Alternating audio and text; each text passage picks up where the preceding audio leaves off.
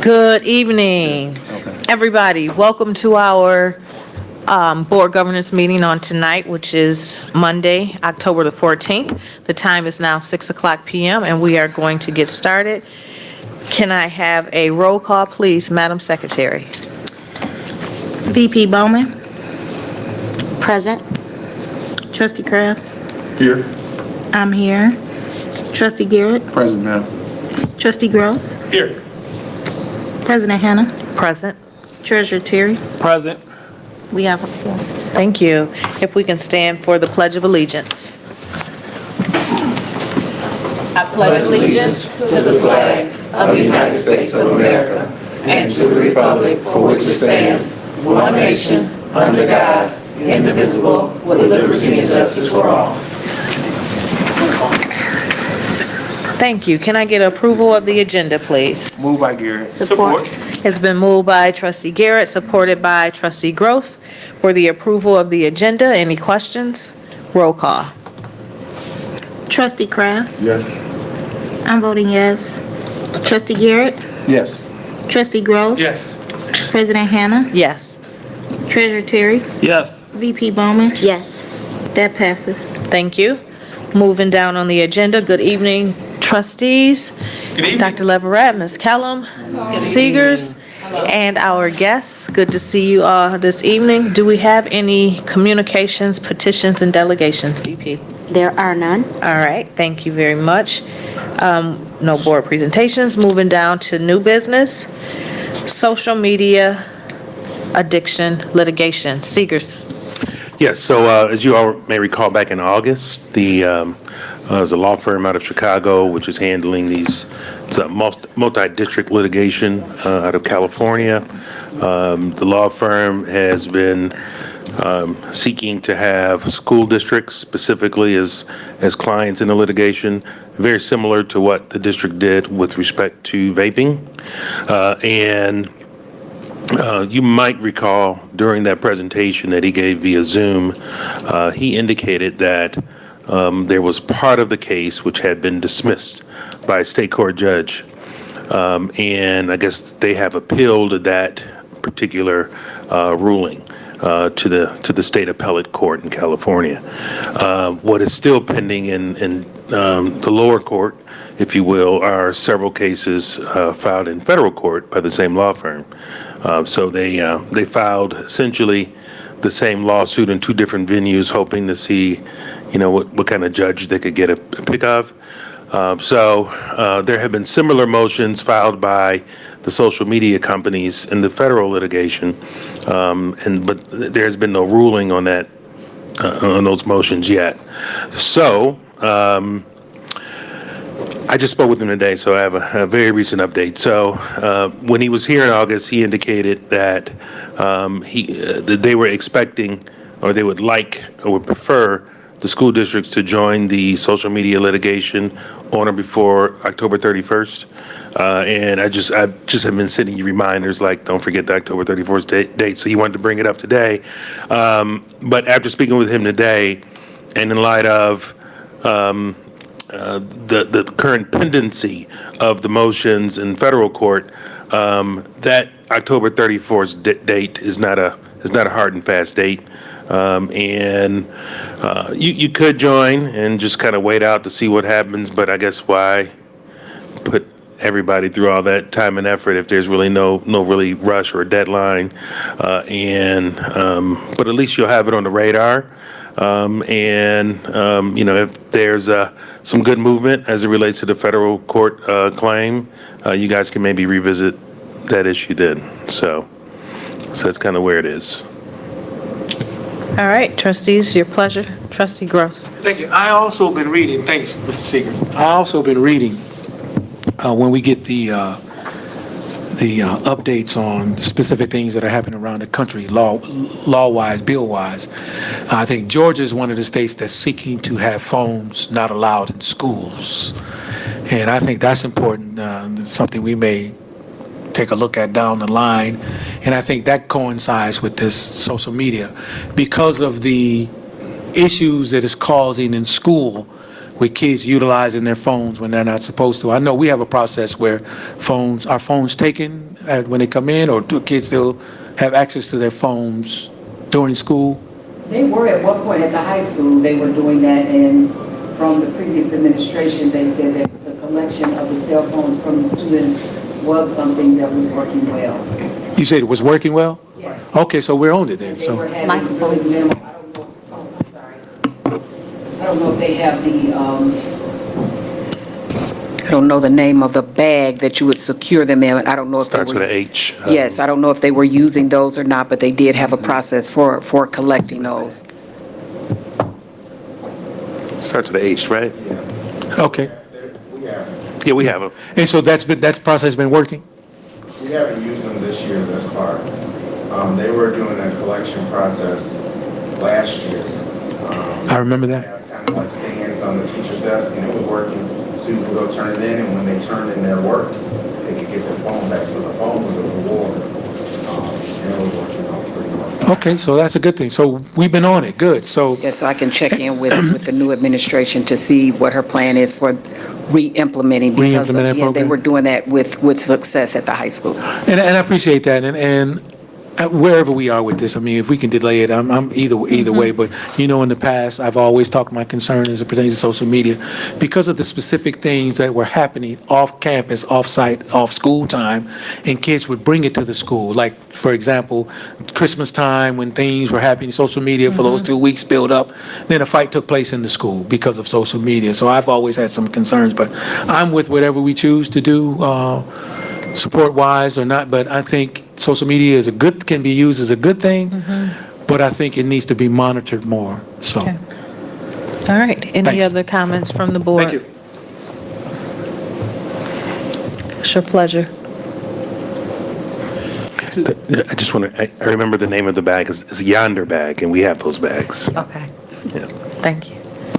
So- Trustee Garrett? Yeah, just a reminder, so there's no fee, there's no upfront cost for us, correct? Correct. Right, and it's just been a part of basically being a part of the group litigation. Well, it's good to know that October 31st is not the deadline date, because we have these same folks scheduled to have some conversation in Cube, so. Yeah. Gonna give you a call. Okay, good. So we can, We can postpone it. We don't have to make a decision today, right? good, I like, Okay. oh, thanks. Yeah, I say post. And as things, Good. as things heat up with the litigation, he said he'll just get back to us, and if they come up with another date, a soft date or whatever, he'll let us know. Okay. So, All right, so I think it's we'll hold off. okay. Okay. I like that. So, but it's already been tabled, so we don't have to table again, right? No. Good. Okay. Okay. Good. Thanks. All right, thank you. All right, next on our agenda is the attendance absenteeism discussion. Dr. Leverett. Yes, thank you. So I have Ms. Dixon here. She will talk a little bit more about our numbers in terms of attendance from last year. Our count day was a huge success, and we just want to make sure that we continue to provide services for our students that have challenges attending school on a regular basis, because our goal is for them to be here and learn. So with that being said, I'll turn it over to Tanya, and she will also give you some numbers in terms of where we are currently with our suspensions and expulsions. Tanya? Yes. Good evening, everyone. Good Hope evening. everyone is well. Okay, so what we're going to do, this is count time. The first day of count was October 2nd. We end the 10-day window on October 16th. So I think it's important for you all to know where we are in regards to that. So this slide that you're looking at now is no first time present per school. So at Alcott, there's only 14 students that have not been here from the first day of school through now. Harrington, 9. Owen, 2. Rogers, 7. Whitman, 3. PMS, 26. And the high school, 56. So, Before you, what do you mean? What is this telling us? That these, so this is telling us that from the first day of school through now, all the students that are enrolled in Pontiac schools, this tells us how many students have not shown up to these schools so far. since the first day of school? Since the first day of school. So my next question is then, if you have Alcott, so how many days have school been in now, excluding weekends? No, I need to understand this, because what I'm saying is, if you have 14 kids who have not been here for the first day, times 30 days, that's 14 times 30 absences. That's 100 and something absences. Am I right? Well, if they have not shown up yet, we're not counting them as absent until they show up. So with the attendance agents, what they're doing, along with the attendance teams in the schools, they're tracking these students down. So we still have 14 students to locate at Alcott. We have 9 students that we need to locate at Harrington, 2 at Owen, so on and so forth. So when you get down to Pontiac Middle School and Pontiac High School, those are by periods. So it may be students that are missing certain periods. That doesn't mean that 26 students didn't show up all together. Got it. Those are by That's what I periods. want to get better. Now I understand. Okay. Okay. Now it's clear. Thank you, Ms. Dixon. You're I welcome. won't interrupt you again. I'm like, okay. Yeah, no, you're good. I like this. This is good. Because we kind of talked about this before we came in Yeah, here. we did. I did. You're right. You know, You're right. We yeah. just talked about this Okay. 20 minutes ago. So any other questions in regards to our first time present numbers? Okay, Just yes. one question. I'm sorry, Ms. Dixon. So as it relates to tracking the student, if they haven't been here for the first day, and I know we had this conversation in the last board meeting as it relates to they possibly could went to another school. Can we find out of the 56, I'm just going to use Pontiac High School since it's being the largest, of the 56, how many of them at another school? We're doing that now, so that's Okay. not an easy process. No, yeah, that's that part. No. Can So you it becomes explain what easier. that, can you explain what that process is for tracking Sure. down the students? Sure. So what we do, we have the attendance agents, they're calling homes, they're visiting homes. We have our DHS workers that we reach out to them if we're finding that the numbers are working in the system. The DHS workers chime in, they help. We have a truancy officer liaison that sits with the middle school students and try to reach out to them, those that are not coming. There's all hands on deck at this point. So as we find out if these students are somewhere else, then we could quickly withdraw them from the school. But until then, they remain ours until we can track them down. Ouch. And so for that 56 that we're looking at, if you all want to break down of that, I could give it to you. But there are some students that may be missing 5th period. So that adds to that 56. There are students that may have not been here at all. So they add to that 56 as well. But it's like no first time present in any of the periods per school. It's a good track. Yeah, so actually, That's not pretty bad. impressed with that number. Yeah, I am too. I'm You saying know? that's a good tracking there. Yeah. Yeah, based on my concerns.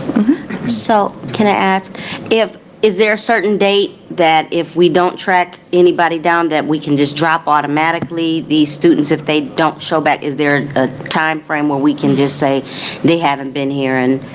Okay, so for the high school students, we do not like to do that because that affects our grad rate. So we just like to keep hammering until we find those students. As far as the elementary, middle school students, we may have a date in our mind, but it's such a myth to say that if they're not here in 21 days, we're just going to drop them from our roll, because we want to know where they are. And so we pretty much carry them as long as we can. So when it comes to count, what we'll do is go in and like zero out their FTE so they won't affect us in a negative way, but they still remain on our roll and we continue to track them down. That's the key. My question, showing the numbers you have here now, and obviously from the first day of school, how successful have we been? Have these numbers been reduced? Are they, you see them increasing, or where are we at, I guess? Yeah, so if you go to the next slide, Ms. Wright. So, You know what? See that? okay, you guys could probably barely see it, but what you see now are the percentages, okay? And so we have high percentages because we've been able to find out where these students are. So the more students we withdraw from, Pontiac, that raises our percentages up. So, yeah, I see that some of you guys are, District overall this is the district totals overall, yes. Mhm. Wow, I see 91s, and then recently, 89, 77, okay. Yeah, yep, so what's in red, those are our count times. So count period started October 2nd, and we were at 91% overall in the district. And through Friday, what's in red is during the count period. So we usually see higher numbers during the count period, but we've been doing pretty good the whole entire school year. Lowest I see is 75. Right, and so what happens is that once we locate those students that we saw for no first time present, or even the students that may have come, may have chronic absent problems, so they decide not to come, the moment we pull them from our numbers, these numbers go up. So I would like to think we're doing pretty good. I think we're doing very good based on last year. Okay, thank you. So next, and my goodness, I'm sure you guys are challenged. You can't see this either, but this is the district attendance letter. I know a lot of you are older. I know. I know. I'll share this with you guys. I'm sure Dr. Leverett, you can get them. Go there, honey. You Okay, Dr. Leverett's going to share it with you. Can you send this presentation in email? Is that possible? Yes. I mean, that is a touch screen. We can. So when you see it, when you get this, you'll see that this is our district attendance letter that goes out to our students from K all the way up to 12th grade. We share in this attendance letter the same.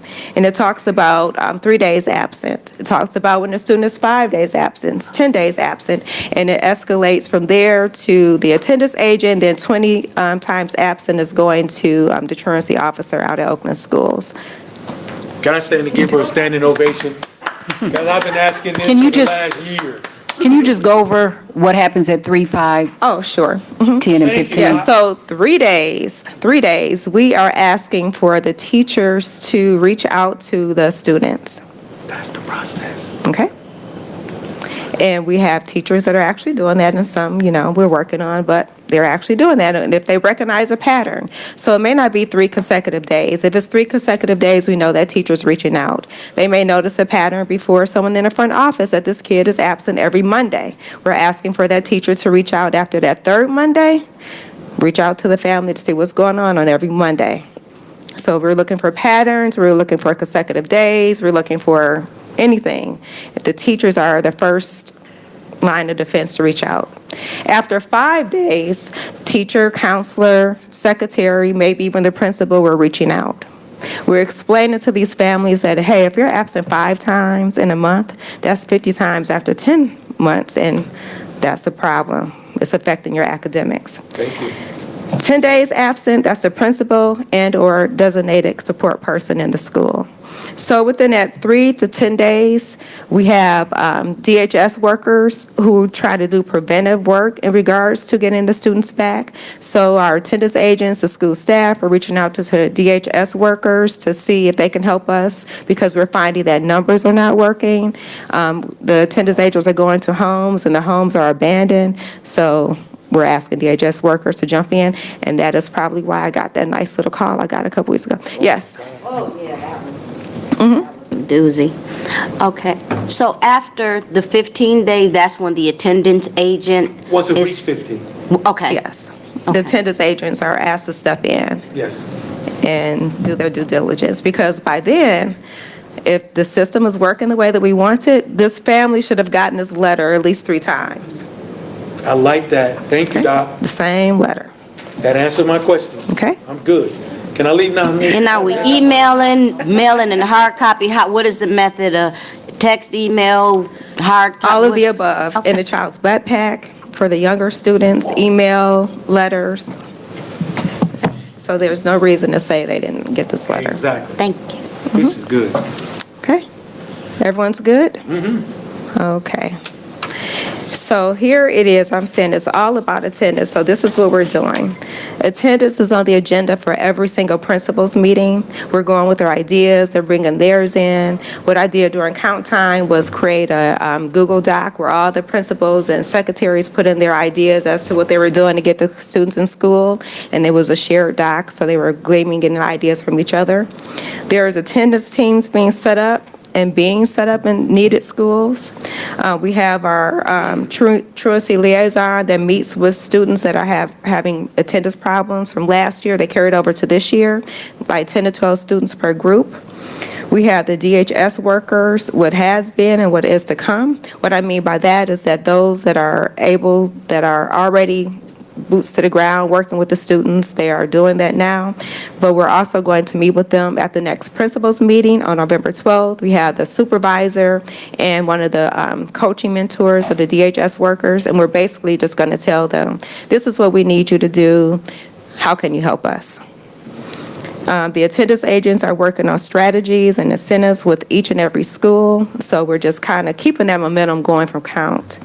We have the the Pontiac schools, we attend the truancy task force meetings regularly, and we also attend attendance webinars, and we share out what we can.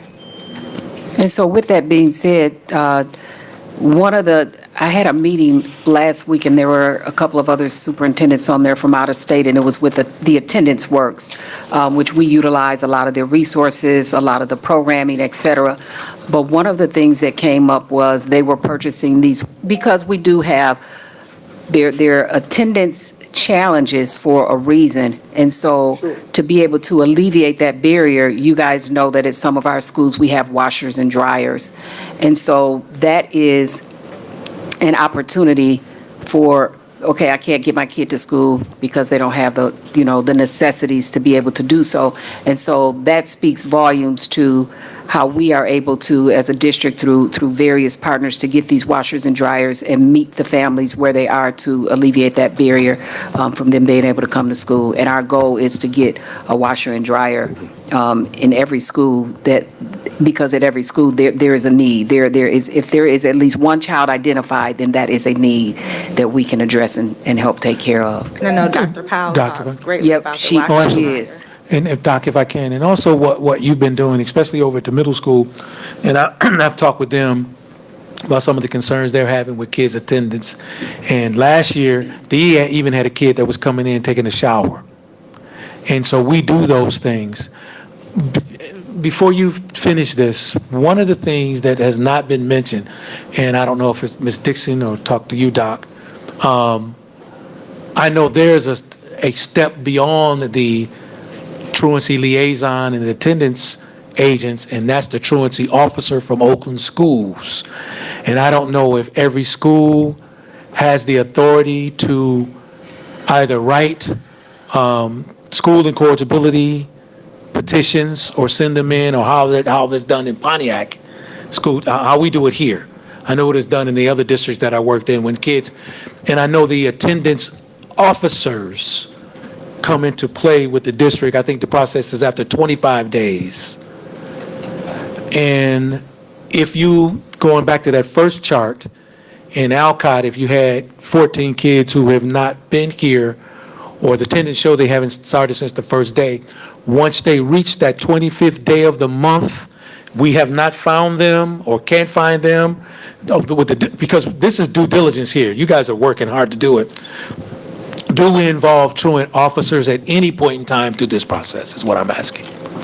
And that's Miss Tracy Long, who's for Pontiac. Right, so we have Lisa, her last name fails me right now. Crapel. What is it? Crapel. Crapel, okay, so she's been working with the middle school students. Oh, no, that's Lisa, that's the truancy liaison. Right, I mean, Tracy Long is the truancy officer. Lisa does what I do. Okay. We meet with kids at 10. so you're saying that Tracy should be involved before 25, or? No, Tracy gets involved once a student reaches 25 days of school Right. days missed, is what I'm asking. Oh, yeah, she's. That's the process. Yes, that's the process. That's part, the letter's not up there, but yeah, that's That's it, part of after the 25. process. So as I was saying, you haven't mentioned that, and I was wondering if we're part of that. Oh, sorry, yeah, that was part of the letter. We just didn't get that far. Okay, because no, you guys that's are so good. excited No, about yeah, we the, could.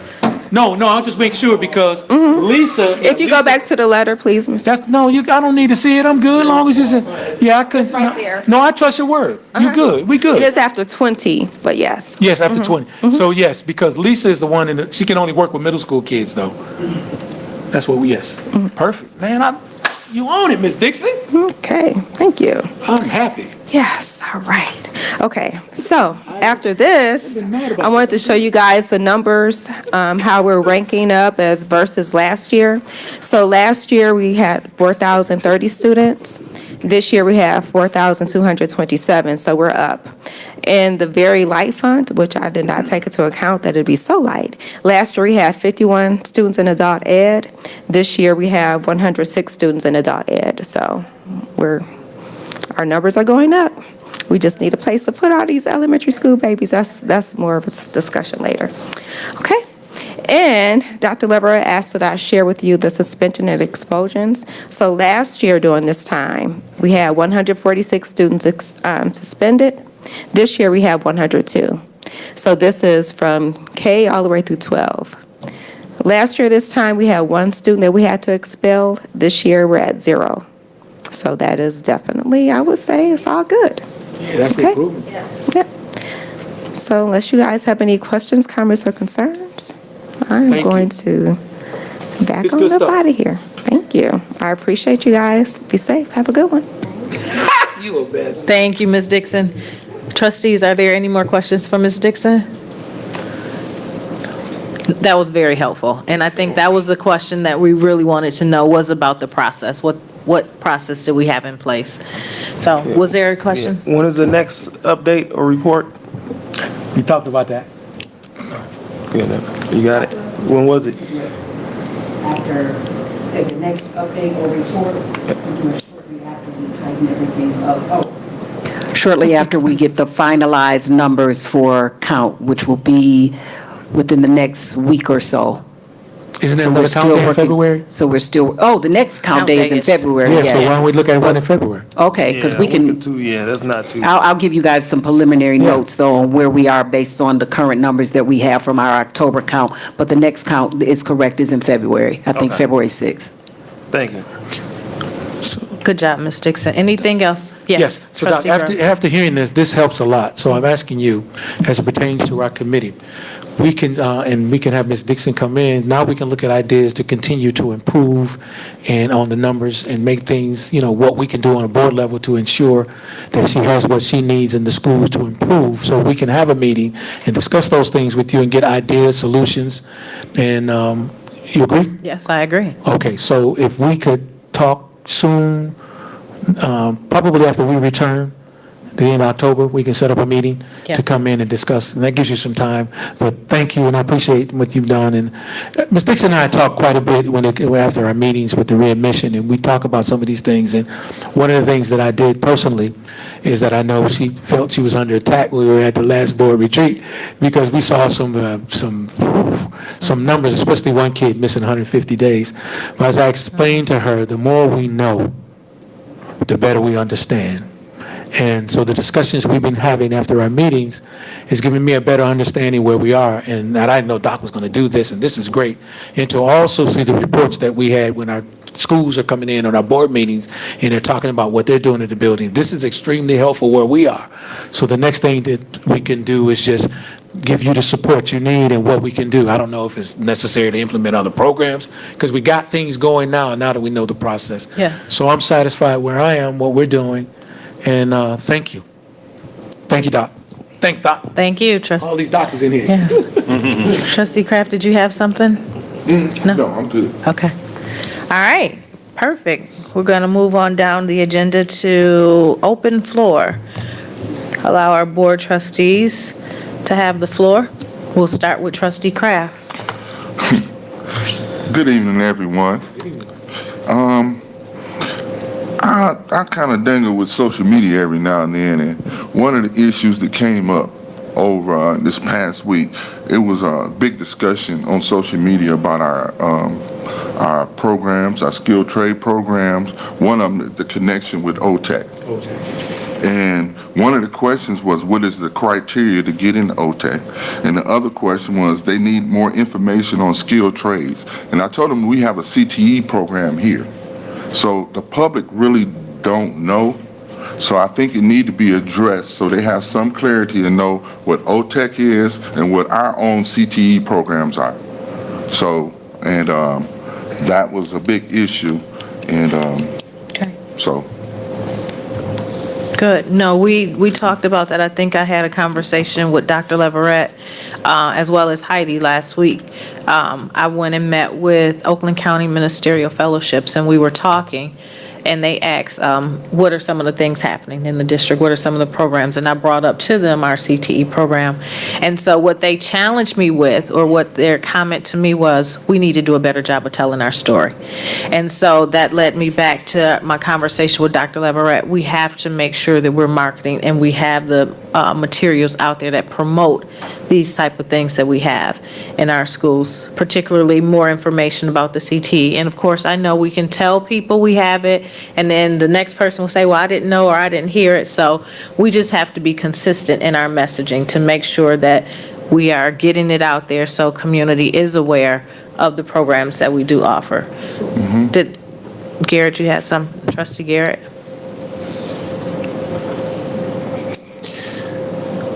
So when do they show up? Who? When does the Ministerial Fellowship Alliance and their educational committee begin to show up at our meetings so they are aware of all the programs and things that we have as they promised to do, is my question to them. And then also, I think we have done a good job with explaining what our CTE programs are as it relates to the community, if you will. But I don't think we should necessarily, until we can define exactly what that CTE program is going to look like, that we go any further, if that makes sense. So there's been some changes, and there's been some, dialogue around it. But the more information you put out and then we have to change it, then some people can interpret that as misinformation. And so I don't want that to be as I go back into the community, one of those things of people not being informed. So my request at this point is that educational committee, one of those members, show up at our regular meetings. They get the schedules like we get them. They know when they are, and that when you show up, that they also have some input on to how they will begin to assist us in getting the messaging out. We just did and I'll wait for the open floor as far as that is concerned, but that is a request I have as a board member before I go back in the community.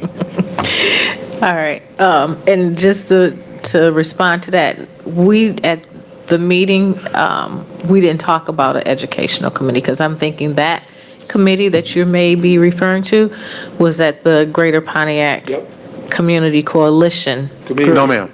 No, it was at, no, I didn't. It was at that I one didn't too? partake in the GPCC one because I had heard one there. I had heard that they had one there. They were, he wanted to have to be clear, he wanted to have basically come to Jesus meeting about education, and invited it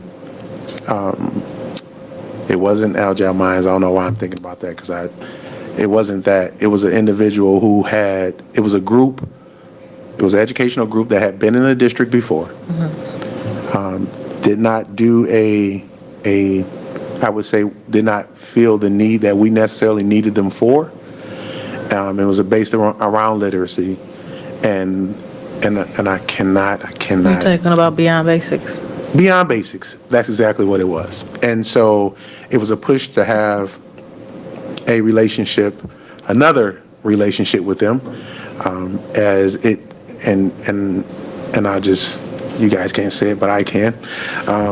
It just didn't feel, it didn't fill the spaces that we needed or the direction that administration was going in. And so that was that. Okay. This one was this educational committee was designed by minister, this group. They meet over at the power company. I cannot think of his name right now. He's a councilman. He's the head of this one. Parker. So if that's the meeting that you attended? I did attend the meeting with Pastor Parker. Okay. And we were at New Springfield. Okay, so they bounce around. So they have an educational committee. Okay. And that's where they said that, they will continue to have someone here, and that it'll be an ongoing conversation. And so, I get a little bit concerned when we say we want something and it's a two-way street. And so, pardon me. Okay. That's why I made that request, because that committee, they had that particular group of ministers had a committee, educational committee, that met on, well, was meeting on a regular basis. And I just think that they should be a part of the education system. Okay, Okay. thank you. Trustee Kraft, you had something else? I still want to get to one question about the criteria to get into OTEC, because they say a lot of our kids are not being able to get in there. Or is it a certain grade point you have to have, or is it a testing system? Or what's the process to get into OTEC in their programs? Do anybody know? Well, if you will. Garrett, yeah. If, listen, it don't, we had 30 seats, and I'm not sure how many seats we have now that we pay for. There was an update, in the administration updates that came out that we were looking into that particular program overall, inclusive to ownership of that building and what was going on over there. And so those things are probably still bottlenecked. I'm not sure, because we kind of steered away from it a little bit, but it wasn't a grade point average. They started out in the 10th grade, and then if all of our seats were completely filled, then that was it. You just had the 30 seats over at OTEC, from my understanding, which prompted us having the CTE program in the first place. And so with the new leadership over at Oakland Schools, I think that's a conversation that needs to be had about opening up a little bit more for our students, but I know they service county-wide, and it's a very, I don't call it a tough conversation. I think it's a very fair conversation. And some of the offerings that we could now offer, specifically having that CTE wing built out larger than the OTEC wing itself, or OTEC building itself, you have a lot more space over there to offer course offerings the same as you do OTEC. But I'll leave that there for a minute. But it wasn't a GPA. It was, they started in the 10th grade because it's a 2-year commitment. Yeah. But we only had 30 seats at this particular point in time. Well, at least that's the last count that I know. And we'll check. Dr. Leverett, do you know it's still 30 seats? Yes. Still 30 seats. And I have not had that, been able to broach that conversation with the administrative leadership at Oakland Schools. Okay. But I most certainly will, because we've had that conversation in the past about the capacity for more of our students to partake in those programs. Okay. Yes, Trustee Craig. And I thank you, Trustee Garrett, for the clarity on that, because I think our community is misinformed to where they think that it's a part of Pontiac schools, that the whole program is, and that we're allowing outside kids to take advantage of our programs and not allowing our program, and that's the narrative that's been pushed out there. So thanks for your clarity right there, and that's for the public out there, and that's how we answer your questions. So anytime that you have questions, approach one of us, email one of us trustees, and we will answer those questions, and so that you guys will know, and that's what we're here for, so you know what's going on in our school district. Thank you, Trustee Kraft. And I'm Trustee Kraft, and I approve this message. Absolutely.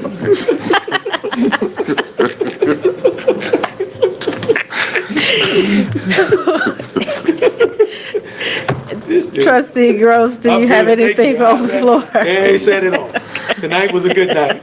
Thanks, Doc. I got one more thing. Okay. My baby, they team won.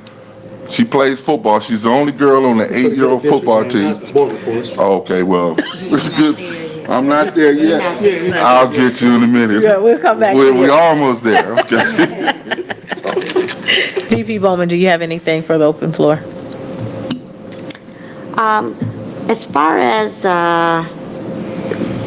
the communication around mental health and things like, I don't even want to just put it all at mental health. Being a part of this readmittance committee, it sheds light on so many things around behavior with our parents and then the youth. It trickles down, but it's a crisis. It's something we need to, I don't even know what to say, but for the good of the district, we need to find a way to get some people some help, the grown-ups and the babies, because, yeah. I do have something, yes, if I can, go ahead. Did you have anything else, VP Bowman? I know Gross is gonna just kind of clean it up and Right. curve it, and make it a turn around the corner, so I'm gonna let him have that because, Okay. yeah. We both attend the same committee, and we're finding out things quite a bit, and thanks to Yvette Williams and Ms. Dixon, we're learning quite a bit as it pertains to what's going on in our school with our students that are dealing with disciplinary issues when they're expelled and they try to readmit themselves back into the district. And some of the concerns we had, and we understand this. Listen, this board is not naive to what's going on, but here's the concern. Let's just give you a hypothetical or a situation that occurs when you have a classroom of about 30 kids, no matter where it's high school, elementary, or in middle school. But let's say you have 4 kids similar to the child that we had to deal with today, who are severe behavior concerns. What that does is cause a hindrance in that classroom because that teacher alone, it has not only has to deal with the other 26 children that are there, but that person, he or she is dealing with the extreme behavioral issues within the classroom, thus causing a negative effect in that class. At this level, because it is our due diligence to avoid dealing with day-to-day issues or concerns within the classroom as well as within the school. At this level, because of what we're seeing, what is it that this board can do outside of, and listen, it's not always there's a security guard available, there's the principal or somebody. Here's the thing, when you're dealing with something that occurs immediately within the classroom, let's say a fight breaks out, and there's 10 kids fighting of the 30, how do you handle the other 20 that is not fighting to also deal with those who are? I know we're short as it pertains to staff, but we're talking about some behavior issues that can be considered extremely out of control, thus leading to criminal actions. Another example, you have 30 kids in the classroom, and you have one kid who is going through the classroom, tearing things off the wall, knocking things off the desk, and completely out of control. And the expectation is for that teacher to control the other 29 because of what one is doing. But the severity of the behavior of that child that's doing what they're doing has a cause and effect on the educational process of the other 29. That's where we are, and we're trying to figure out at this level, what is it that we can do or discuss or supply or give or do to ensure that, because a lot of it is mental health, it's not always, you can't always say a child who does this is a special ed kid. That's not true. A lot of you general ed kids are dealing with it. And I just learned today, and it's because I'm naive and I guess I didn't take the time out. I just learned that we have general ed and special ed social workers. And they're in the schools. And they're another resource. And again, I'm not trying to, I'm not doing that. But mine is, I'm every hand on deck, because in these meetings, folks, I'm telling you, in these meetings, we are seeing the most severe type of behaviors that we're seeing from our students, and then we have the opportunity to meet with the parents, and we get a clear-cut understanding of why the child is acting the way they are. So can you imagine dealing with 6 of them, and then the parents come in? So I'm not saying, I'm so happy to see that the attendance, And a lot of things, I mean, we don't get a lot of the day-to-day reports, but like I told Ms. Dixon and Ms. Williams and Dr. Jameson and all of these dealing, their job is extremely difficult because a lot of parents that they're dealing with, we have some mental health concerns there. So that's the level where we are. What can we do as a board of trustees? And I don't know, I don't want to put any more work on anybody, but we need to know what's going on, because I think we find out later on in these meetings what they've done. And some of the issues that I had was, why is it that we're dealing with kids who have 14 pages of incidents from 2018 through 2024, and we're just expelling them, and they could, the crime that they were, the situation that they were expelled for, they did the same thing in 2020. And I understand we're a school of giving chances, but you got it, these teachers are dealing with these type of students in the classroom, and they're still trying to teach.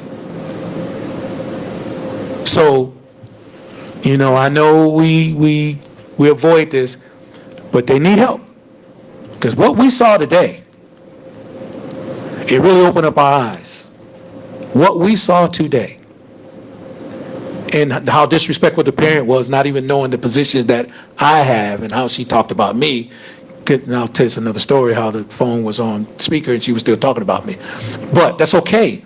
But now we know what we're dealing with. Yeah. So that's all, that's where we're going, Doc. And I don't need any answers today, but we got some concerns. And to see the attendance that we have, whew, that's great compared to what these teachers are dealing with on a daily basis.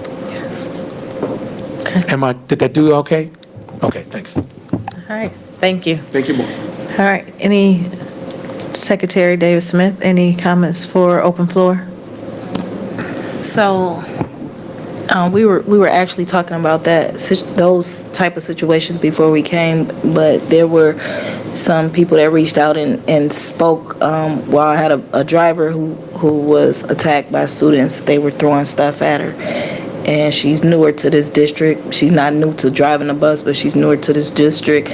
Then, day before yesterday, I had received a phone call stating that, you know, some teachers are being attacked by students as well, and I was wondering if it was the same kids who were throwing, because they said they was throwing stuff at those teachers too. So, but I, just me coaching now, you know, when you coach, you deal with the kids more one-on-one and stuff like that, and that's what I've noticed too, that they have so many issues at home that those issues trickle out into the school with the students, and they're angry and they're, you know, lashing out and things like that. And that's why I kept saying that we got to make sure we have support for our teachers, because if our teachers aren't right, they're not going to be able to teach our students. Just like if our parents aren't right, our students aren't going to be right. You know what I mean? So we need help all the way around. And it's not, I guess, from us going around to the different conferences that we go to. I hear it not just here, but everywhere, that how people saw during COVID how our students actually live. And so, you know, sometimes it's safer for them to be here.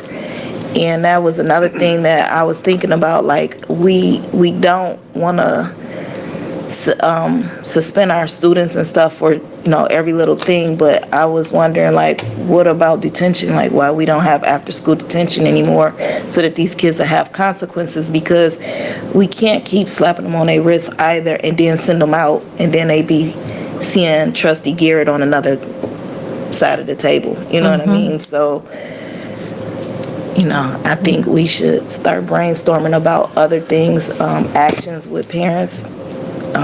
You know, we're talking about actions with our staff and stuff like that. Everybody got to be held accountable. So everybody got to be held accountable. Parents, teachers, students, us. Yep. So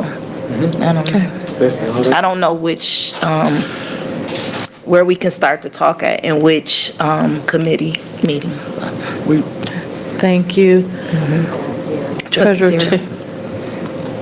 did you have anything, Treasurer Terry? Okay, Dr. Leverett, were you going to say something? Yes, I was going to say that we had brought this conversation earlier on, and we are moving in that direction with being a restorative and resilient centered district. And I just met with the team last Thursday. And so what we're being intentional about, and we would just like to bring the board an update in the next few weeks here, but what we're being intentional about is this is an educational institution, but what we are charged with is providing the framework, because we have resources, we have social workers in place, we have DHHS, we have a lot of different resources, but how do we put this into a workable piece so that it also extends to, because a lot of times the parents are reluctant to receive the services for themselves, or a combination of the parents and the families. And so we're at a good place now where we have a framework in place. And how does, the first thing is doing the survey, putting the survey out to the staff, out to the students to see what areas of need that they will require, and then taking that information and then building out our framework. Again, I cannot say that I'm an expert in mental health, but I can certainly say, yes, we are a district that has all of these resources to help you, and we also recognize what triggers are, so that we can best assist our students. So that's where we are. And we just would like to come to the board to share a report with you, a preliminary report on what that framework looks like and how we are building it out. And right now, we're just in year one. So this is a great opportunity for us. And the other thing that I just wanted to mention was, this kind of ties into it. Trustee Bowman, Dr. Devison, and myself, we had a chance to, I thought she was going to talk about it, but we had a chance to visit two phenomenal facilities last week. And one of the things that they are really intentional about, it was a farm and their nature facility. It was outstanding, but these are the kinds of things that we're talking about integrating into that space, into that framework for our students to have those experiences, because they are healing spaces and places. And so just those additional exposures for our students could potentially be life-changing. And we also talked about how important it is to make sure that our very youngest students, our early childhood students, we start with them, because we're seeing it as early as our 3- and 4-year-olds. It is that serious. We are too. Yes. Yes, we've seen them in our meetings. Thank you. Thank you. Thank you. Dr. Leverett. Trustee Garrett. I just encourage the board to, when it's presented, and we said it, and I said it last week, is if you can also bring a policy recommendation. I don't really know how to be as clear about this as possible, right? The traditional 100-year-old way of deliverable and delivering education system is dead. It does not work. It worked back when we had the factories and you line the kids up, put a teacher in front of the classroom, X, Y, and Z. I know there are some, by being a public educational system, there are some legal barriers or guardrails that we must follow. I get that. But there are some things that the Board of Education can do by policy, by motion, by resolution that makes it law in your district to be able to do some of the things that hopefully will be presented to you, and things that you've already discussed. You really, if you want to lead the change that's coming, then you're going to have to be aggressive in those 3 areas, with the resolutions, with the policy changes, with the motions. I bring this up to you is because I had a blueprint. I had the chart rail report. I had to revisit it. That's been my go-to since 2006. If you haven't read it, or as far as our district is concerned, it spells out everything that you're talking about right now. And we're talking about since 2006, all the way now to 2024. And it's basically been my Bible in education, and really have helped me to implement some things in other districts that we can do here, we should do here, but we have to be aggressive about it. And I'm sure there are boxes of them still around because people didn't pay attention to it and they just overlooked it. And I'm talking about previous board members, I'm talking about previous administrations, and it was I wouldn't call it necessary. It was bigger than the strategic action plan. It showed exactly every department, and some things were implemented after that team left, some things weren't, but I stayed the course with that, right? In particular, and you know, I believe in research, and I believe in making sure best practices and those things. I watched the last 2 videos of our board meetings. It's very clear that we need to take a different direction in the type, not necessarily the type of people we're hiring, but if we're saying, let's just take, for instance, we brought up the farm, right? If there's somebody out there around, if they bring farming or bring something in or agriculture or something in there, then we need to go after that type of person, right? Like those things, like the implementation of what is being asked needs to be done immediately, because the difference in our district versus every other district in the country that I've come to find out, and I say it from my levels, is the fact that it's 6, 7 other municipalities that make up our district. And so our funding, the business side of this, we can sustain the programs of what's being asked if you're listening, and it would bring a better return on our investment. Is factual we've seen with the attendance, right? Like, if we know that we go to these homes and we seeing that what's inside of the home, then the conversation or recommendation or the sit down would be the board retreats. I think we have one in December that's coming up real soon. It's around what does that total health look like from a district standpoint. Now, I'm not saying that the city can't be involved. I'm not saying those other people can't be involved, but I think that this board has an opportunity to make you're the leader in that space. And when you look at what's happening right now, as far as public education, charter schools, et cetera, I don't have it's pros and cons on either side. However, this particular school district, this particular city, you can do everything that we're asked, that these people have great ideas about, we can actually do and actually see a return, not 2 years from now. I'm talking about 6 months. Perfect example, we asked about attendance, or that had been a stickling point 3 months ago. They stayed on it, they looked at it, they brought something back. Okay, that's the focus. I think you have a team of people that will do what we asked them to do, but I think with those policy changes, with what you're going to read in that Chartwell report, with what you're going to read in other reports that's specifically for our district, that's drilled down for us, you're going to see that people have been talking about this for a long time. And again, community had somebody, some people have to start holding the community responsible.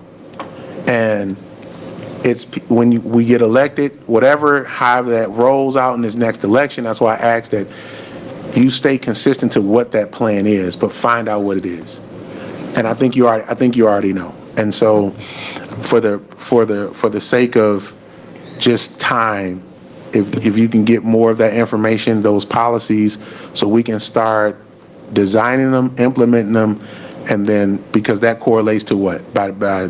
We're at 10 more meetings and we're into January, and then you into summer planning, and by February you about to start planning for summer school. It's that vicious cycle. But 2 people off the board committee have to get together and be able to do the middle part. And so I just encourage you to stay aggressive in that approach. And because if you don't see it here, they talk about my other city a lot, Detroit, but we were the first to go through the whole bankruptcy turnaround, not necessarily bankruptcy, but somebody come in and dismantle you, and then you have to rebuild yourself. And then we see what that happens and where we at with that. The school district itself people are going to always talk about us, and people are going to always have something to say. The people who are choosing to take their kids to other places, that's their choice on how they want to, educate their children. We have nothing to do with that. However, what we provide and how we provide it is on us. So I'll just stay encouraged on that. Thank you. All right, any other open comments all right, now on board comments? Did that cover it? Trustee, yes, board comments. Trustee Kraft got one. I got a comment. Okay. Okay, so, if we're off of that, I wanna go to football. I had a ball. Kids played down in Harper Woods down at, I believe, Chandler Park, I believe that's what it's called. And they actually won 6-0. They are in the semifinals this week at the ballpark down at 12 o'clock Sunday. And if they win, they play at Ford Field. Oh, okay. That'd be good. And my baby is doing well. And I'm still scared because, she's a basketball player playing with them boys. She's not afraid. And I think I really love it. And then, I think it's real important for our children to have something like this to look forward to. And, we talk about all of the things that they do and stuff. We got to create programs for them. So my baby is involved in a lot of things because I'm involved in a lot of things. But we have some parents that don't have access to this. So we got to get it out there and make sure that these children have access. And then we can identify all of the children that may have mental health problems. And when you interact with them, you have them. And then you catch them on a different side of it. And you'll find them. And once they know who you are, they entrust into you. And I think that's one of the things that we have to do as a community. I think it should be a creative partnership between the city in some aspect because they have a responsibility in this too. This is not based just on the school district. And I think it's our city as a whole, and I think as our leaders, we should get together and try to implement some programs and stuff and get the egos out of the way and do this for the well-being of our children and our citizens of the city of Pontiac. Good. You own it. Trustee Kraft?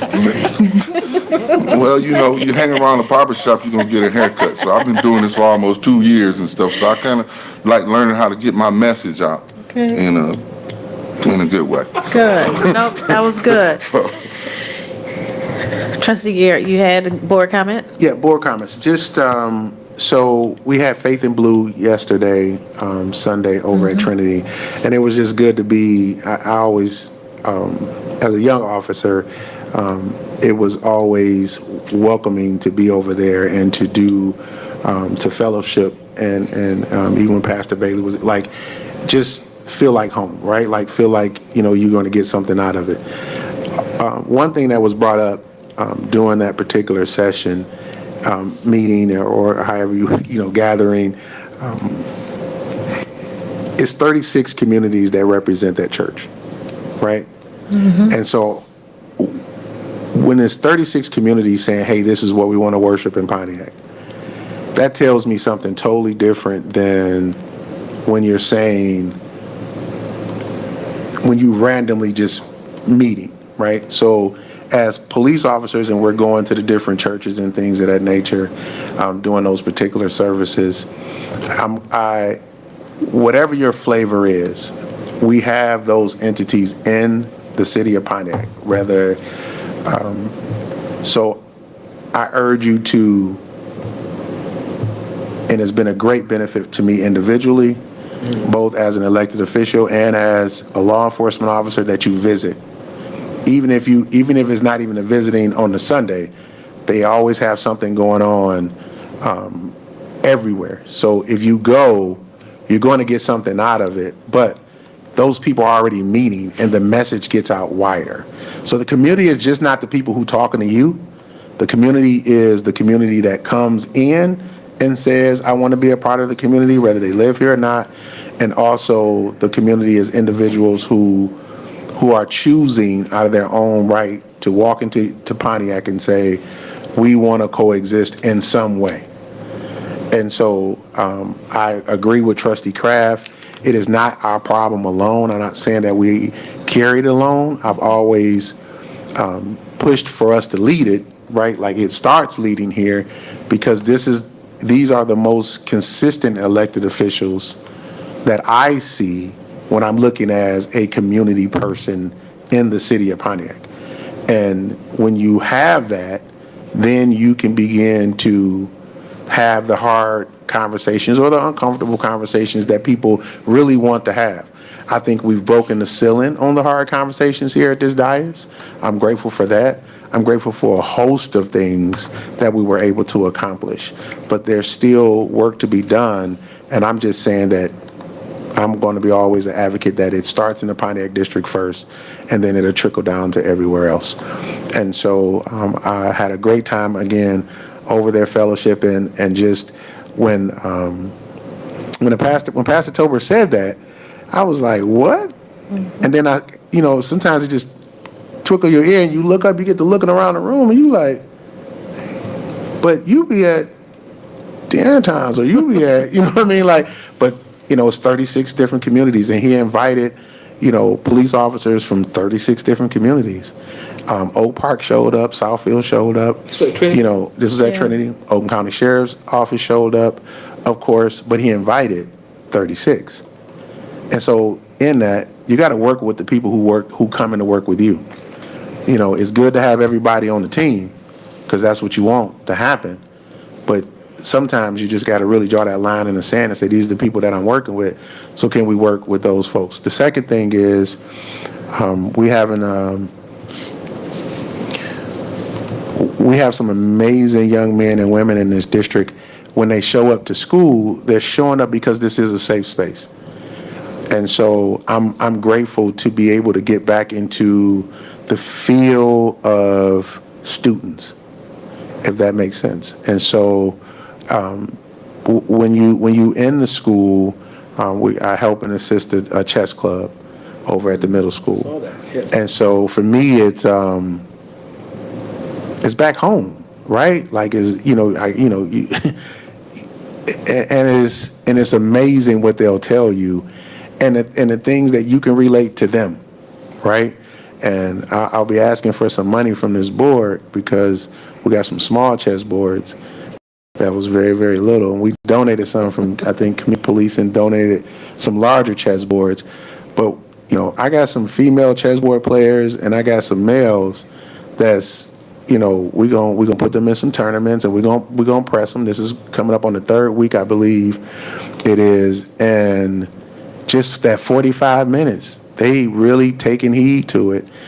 So that, the folks that want the help are getting the help. I just wanted to say that and just say, when you can, and it's going to be very difficult being, working here and doing your other things and that nature. But my last point is that when you get an opportunity, review the board meeting, review the board meeting at your leisure.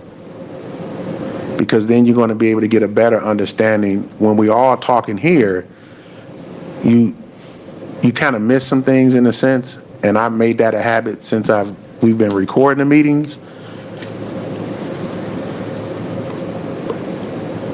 But at the board retreat, and I don't know how that, when you're asking me if there's some information that I have kind of put on the agenda, I'm hesitant about doing it is because trying to catch up with the flow of information that's coming through and doing checkpoints of saying, okay, yeah, we on that, we talked about this, we talked about that.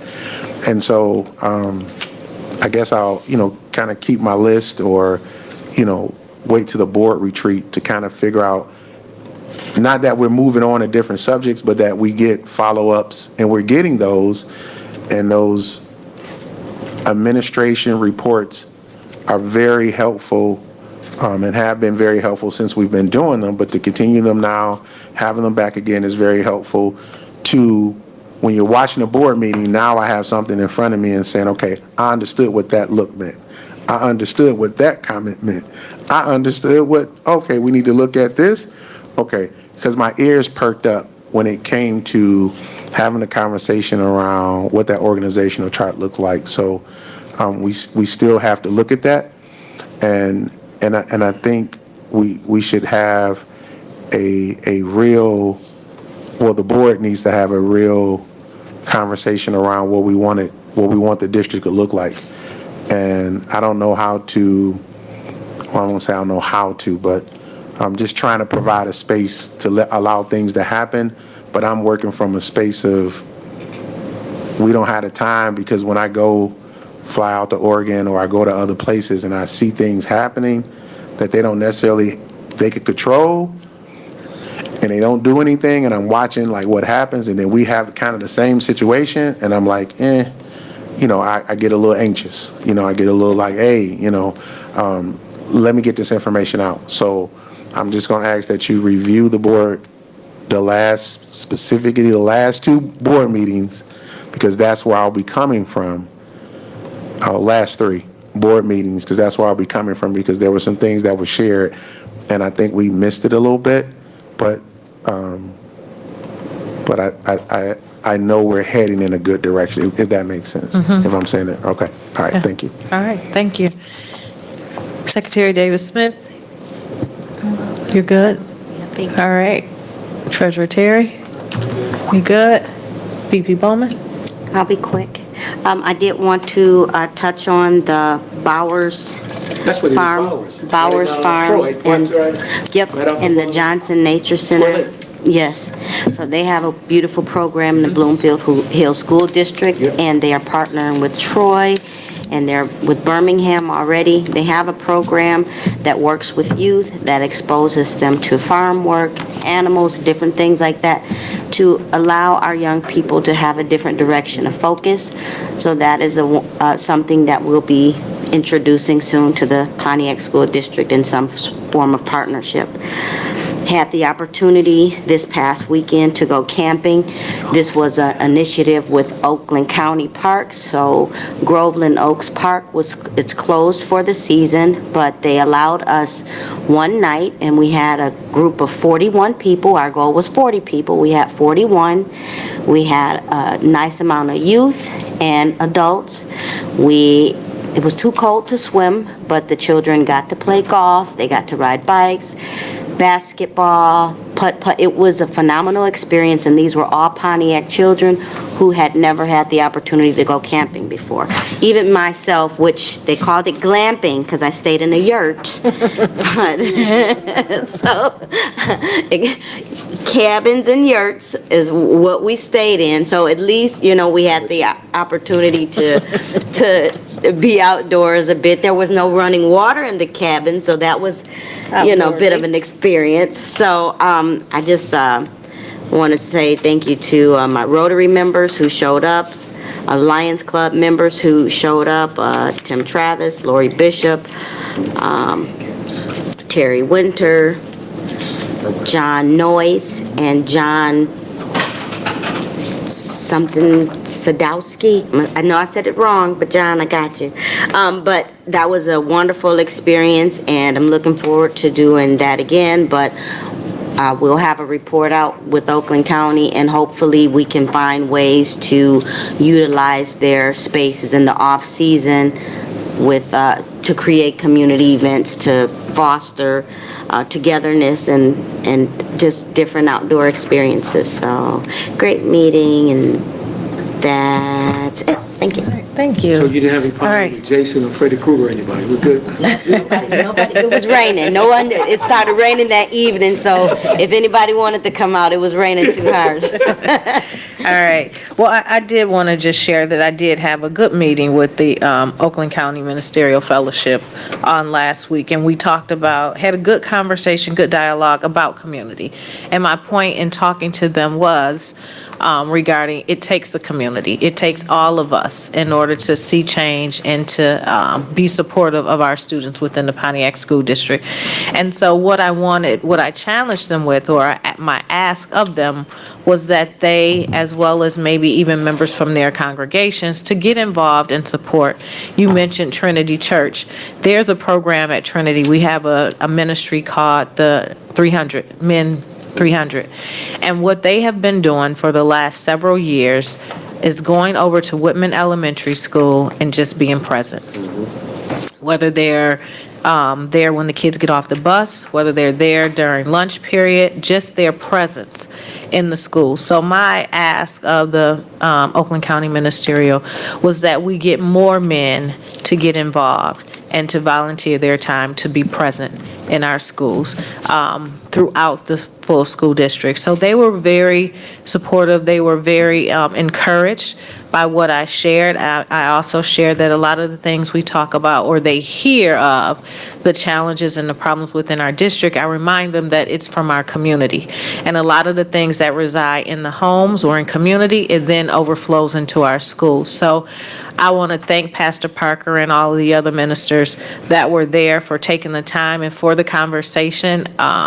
Their willingness to support. They also asked about, is there an opportunity for them to, or for an adopt a school program where different ministers, they could, or churches, they could adopt a school. So the conversation will continue, the support, I'm looking forward to it. But again, I just wanted to, again, invite community to be a part of the solution and not continue to perpetuate the problem within our community, and that is us remaining divided and the always being just on what is the school district doing. And so I invite community to be a part of the solution as we try to make our district better. So just wanted to share that. Thank all of you for your comments and for your presence here tonight. Just real quick, Yes. if I may, there was another program, Doc, that I saw on television. It was dealing with the grandmothers. And there are grandmothers who have adopted schools for the younger kids who actually don't see their grandparents, and they went in and they making a difference with the kids. And I remember someone, and some guy that's in this room sitting behind you saying be more imaginative and creative. And that was one of the things, I just saw that the other day. And then just reminded me with Adopt a School that we can look at something like that and they feel wanted and the kids feel like, hey, this is my school grandma. Yep. So good. That's a great idea. We love it. Yeah. Let's do that. Let's look at that. Yeah, All okay, right. good. So that was all that I had. So any other comments? All right, perfect. Can I get a motion to adjourn the meeting? It's been moved by VP Bowman and supported by Trustee Gross to adjourn the meeting. Any questions? Roll call.